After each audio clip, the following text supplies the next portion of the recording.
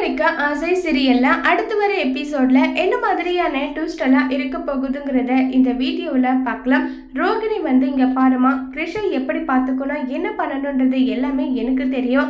அது என்னவோ அதை நான் பண்ணிக்கிறேன். அதை விட்டுட்டு தேவையில்லாத விஷயத்துல எல்லாம் நீங்க தலையிடாம இருங்கன்னு சொல்லிட்டு ரோகிணி போறாங்க.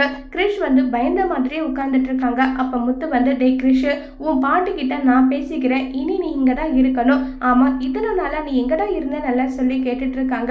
என்னுடைய அம்மா வெளிநாட்டுக்கு போறதுக்காக என்னை ஹாஸ்டல்ல சேர்த்து விட்டுட்டாங்க. அங்க எல்லாரும் என்னை கிண்டல் பண்ணாங்கன்னு சொல்லிட்டு நடந்த விஷயத்த எல்லாம் சொல்றாங்க. உடனே மீனா, கிருஷ்ணி ரொம்ப நல்ல பையன் தானே, ஏன் இவ்வளவு கோபப்படுற, எனக்கு தெரியல, அவங்க சொன்னதும் எனக்கு கோபம் வந்துடுச்சுட்டாங்க.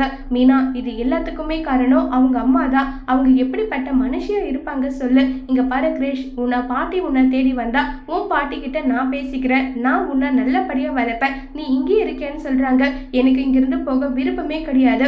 என் அம்மா கிட்ட எவ்வளவு அழுதன்னு தெரியுமா, அப்ப கூட அவங்க என்ன இங்க விடவே இல்லைன்னு சொல்லிட்டு தான் இருக்காங்க.